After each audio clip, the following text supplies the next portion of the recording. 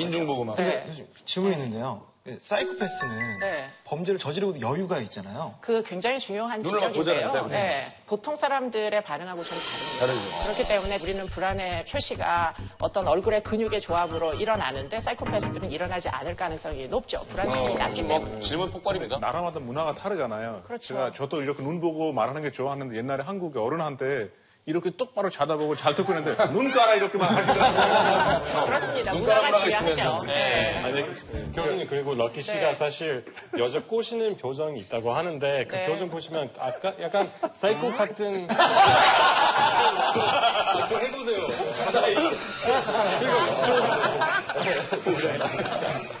사이코패스가 우리나라에 이런 말이나 컨셉이 들어온 지가 오래되진 않았죠. 네, 뭐 사이코패스라는 용어는 90년대에는 우리나라에 소개된 적이 없고요. 거의 유영철 살인 사건이 발생했을 그 시점부터 사실 도입이 된 거죠. 그러니까 2000년대 초반이라고 보시면 됩니다. 네. 그러니까 뭐 전혀 공감 능력이 없고 특징이라고 하는 게. 그러니까 굉장히 잔인합니다. 잔인한데 이분들이야말로 이제 타인을 괴롭히는 것을 아주 재미로 느끼는 과학적인. 네, 굉장히 특이한 사람들이다. 극도의 이제 자극을 추구하는 타인을 괴롭혀서 성폭행을 한다거나 뭐 살인에 이르는 그런 행위를 하면서 어떤 자신의 존재감, 남들보다 우월하다 이런 생각을 하는 이런 사람들이죠. 네. 자, 뭐 타사 프로그램이긴 합니다만 그걸 잘못했다는 프로그램이 사실 어떻게 보면 도움을 많이 주는 프로라는 생각이 좀 열심히 드는데. 하는 사람들이 있어주는 게 좋은 거 같아요. 네, 상당 부분 선도적인 역할을 지금 이 분야에서는 하고 있죠. 네. 근데 우리나라 이런 방송 그러면 없기 때문에 제가 궁금한 거 있는데요. 네. 보통 사람이 이 방송을 보고 무섭지는 않아요? 아직 범인 제일 못 무섭죠. 잡는데 제일 나오죠. 무서워요. 그렇긴 한데 틀림없이 이런 프로가 공익을 위해서 필요하다고 저는 생각하는 편이에요. 네. 미국의 그 스타 드라마도 많죠. CSI 이런 거 인기 많죠. 되게 많아요. 네. 이런 그냥 미스터리 뭐 생각하게 하는 프로그램 되게 좋아하는 것 같아요. 제가 개인적으로 보긴 영국에서 만든 거는 되게 사람이 썩 마음을 어떻게 생각하는 건지 타내는 거예요. 근데 미국 드라마가 영화 같은 거는 그냥 무섭기만 해요. 저기 내용 그런 거 없어. 그냥 화면만 좋아. 이제 이런 생각이에요. 아니, 왜요? 네, 내용이 없어. 근데 그래도 CSI 현실적이지 않다고 생각해요. 아니, 둘다는 재밌잖아. 기술적인 척 하는데 사실 기술적이지 않지. 사실 말도 안 되는 소리 너무 많이 들어요. 사실 보는데 무한 확대되고. 픽셀이 너무 잘 보여.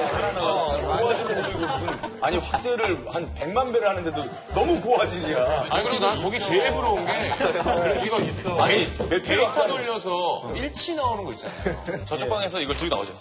찾았어요. 매치가 나왔어요. 그러면 여자분이 이렇게 나왔어. 고생도 안 해. 물론 현실적으로 존재하는 건 아닙니다. 네. 정말로요? 네. 아예 존재를 안 해요? 아니, 그러니까 비슷한 게 존재하긴 하지만 훨씬 기술이 떨어지죠. 그죠? 네. 그런데 이제 아이디어란 기술들이 이제 계속 이제 제시가 되는데 그게 사실은 수사를 하는 현장에 자극을 줍니다. 도움을 줘요. 네. 그래서 자꾸 그런 기술들을 개발하려고 노력 중에 있죠. 교수님이 봤던 것 중에 아유 이거 진짜 말도 안 된다 이런 거 네, 아까 얘기했던 뭐 모든 게 다 매칭되는 거 사실은 데이터베이스가 없는데 매칭이 안 될 거 아니에요.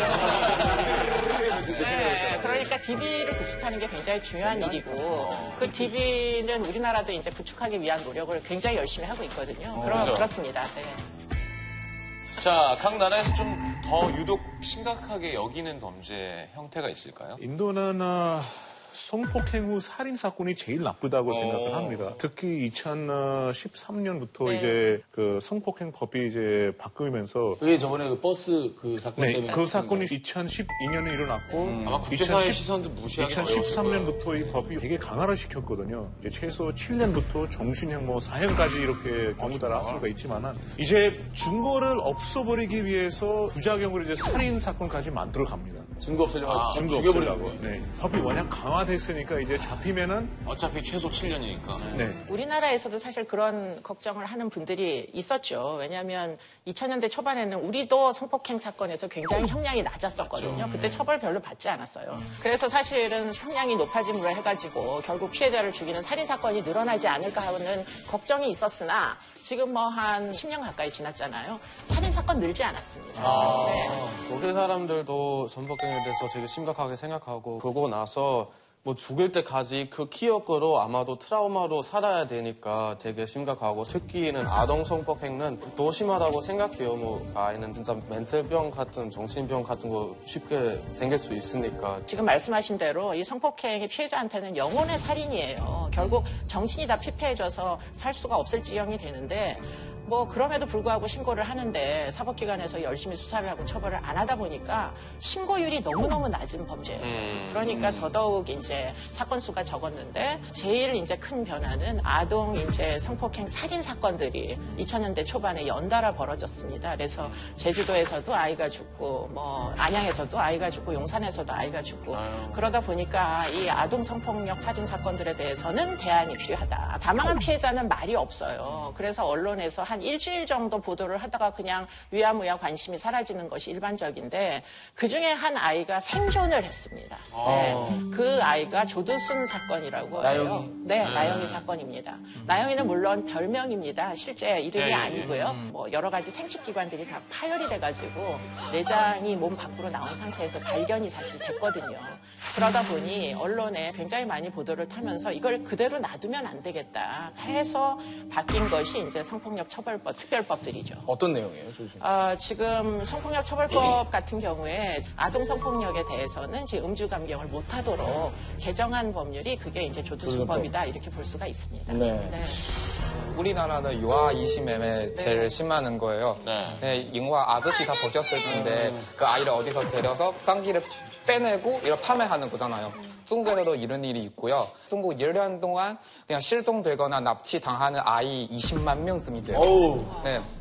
그래서 조금 전에도 중국에서 그 실험을 카메라를 찍어서 동영상 만들어냈고 남자 아이 1명 그리고 납치칼 여 1명 그 사람이 많이 모이는 곳에서 뭐 수건으로 아이 입을 막고 납치하는 것처럼. 네, 납치하는 척했어요. 근데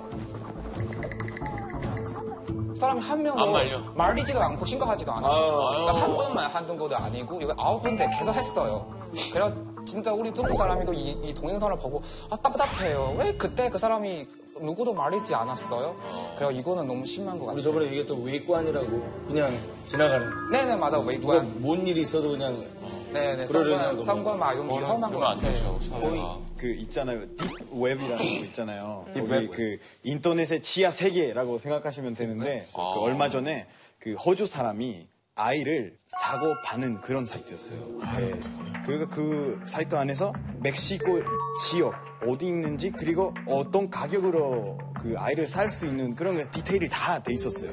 올라가 있었는데 결국에는 호주 경찰들이 그 사이트 주인을 잡았고 멕시코 경찰들은 그 아이를 구할 수 있었어요. 사실은 그 예전이었으면 이런 정보를 얻는 것도 되게 힘든 일이었을 텐데 요즘 그 인터넷 막 이런 거 많이 발달됐으니까 일을 많이 당해야 되죠. 딥웹이 뭐예요? 우리도 들어갈 수 있는 거예요? 그렇죠. 누구나 들어갈 수 있는데 단계가 있어요. 단계가 있는데 P2P 막 이런 거 있죠. 토렌트 우리가 받을 수 있는 그런 거 액세스 가능한데 좀 더 내리면은 뭐 클래시파이 하는 뭐 이런 정도를 다 찾을 수 있고 뭐 경찰들만 볼 수 있는 것도 거기서 마약도 살 수 있고 맞아요. 거래는 신용카드로 하는 거 아니고 이제 인터넷 커런시로 비트코인이나 우리나라에서 많이 쓰는 무슨 다음이나 구글이나 네이버 같은 데서는 접속이 안 된답니다. 그래서 특별한 이제 뭐 라는 브라우저를 이용을 해가지고 뭐 IP가 여러 번에 걸쳐가지고 그래서 나중에는 IP 추적이 불가능한 그런 거의 그 머리는 공부하지. 국제범죄들이 많이 일어나는 되게 심각한 문제가 되게 많은데 요즘 그 사이버네틱 그 경찰들 노력을 많이 하고 있기 때문에 이런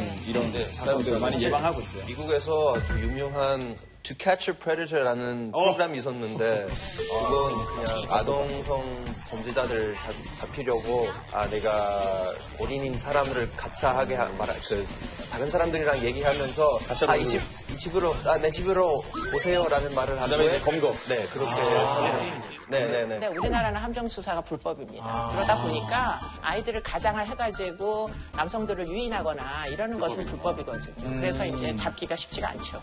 파키스탄의 1990년대 어떤 그 연쇄 살인범 자베트 이크발라는 사람이 있었어요. 그 사람이 이제 어릴 때 어머님이 경찰한테서 그만큼 도움을 받지 못했기 때문에 어머님이 좀 힘든 적이 있었대요. 그래서 내가 딱 100명 아이의 어머님들을 이렇게 힘들게 하겠다라고 100명을 지키겠다라고 해가지고 거의 한 몇 년 동안 100명을 죽였다고 자기가 이제 마지막으로 자기가 편지를 써서 보낸 거예요. 보내서 자기가 나타난 거예요. 내가 100명을 죽였다라고 오는 거예요. 거기 판결에서 이제 가족 앞에서 사용을 해가지고 얘 몸을 100 부분으로 잘라서 나눠서 버리자라는 결과가 나온 거예요. 판결이 나왔다고요? 예, 그렇게 나왔는데 내무장관이 그건 안 된다라고 말을 해가지고 결국은 그 사람이 감옥에서 자살을 했어요. 제일 큰 문제는 이 사회 구조가 변화를 하면서 범죄의 내용 자체가 바뀌는 거예요. 지금 신정동 살인마 같은 경우에도 일을 못 구하고 놀이터에 혼자 5시에 막걸리 한 병을 들고 신세 한탄을 하면서 앉아 있는데 저 멀리 연립주택 2층에서 여자의 깔깔거리고 웃는 소리가 들리더라는 거예요. 그래서 그냥 넉나간 사람처럼 손에다가 이렇게 망치 하나를 들고서는 그냥 그 집에 들어갔는데 그래가지고 거기서 이제 살인 사건이 벌어진 사건이 신정동 살인마입니다. 네. 자, 범죄 처벌 기준이 다 다른 만큼 이제 교도소 시스템도 나라마다 다를 것 같아요. 네. 어떨까요? 스위스에 범죄자들 그렇게 많지 않고 그래서 감옥을 그렇게 좁게 만들 필요가 없어요. 그래서 사실 어떤 스위스 감옥에서 화를 가라앉히기 위해서 방을 핑크 색깔로 바꿨어요. 네. 교도소 방을 핑크색으로 해요. 그래서 이거 사람들은 더 화나고 많잖아요. 쿨다운 핑크라는 프로젝트였는데 많은 재소자가 핑크 색깔 방 안에 있는 것을 싫어했지만 사실 아주 좋은 효과가 있었대요. 아, 싫어하면서도 효과가 있었대요. 신기하네. 우리나라는 북경 진성 교도소가 있는데요. 그 교도소는 정치인들을 위한 특별한 교도소라고 볼 수가 있고요. 유명한 이유는 되게 고급스럽고 화려해요. 정치인을 위한. 네, 그래서 거기서 사람이 한 달씩 먹는 식비 한국 돈으로 120만 쯤이 돼요. 근데 북경 사람이 한 달 평균 월급이 한국 돈 100만도 안 돼요. 네, 그리고 부동산 사람이 1년 동안 한 번씩 받을까 말까 고민하는 뭐 건강검진 같은 거는 하루 2번씩 받아요. 네? 거기 저 요양원 아니에요? 교도소예요?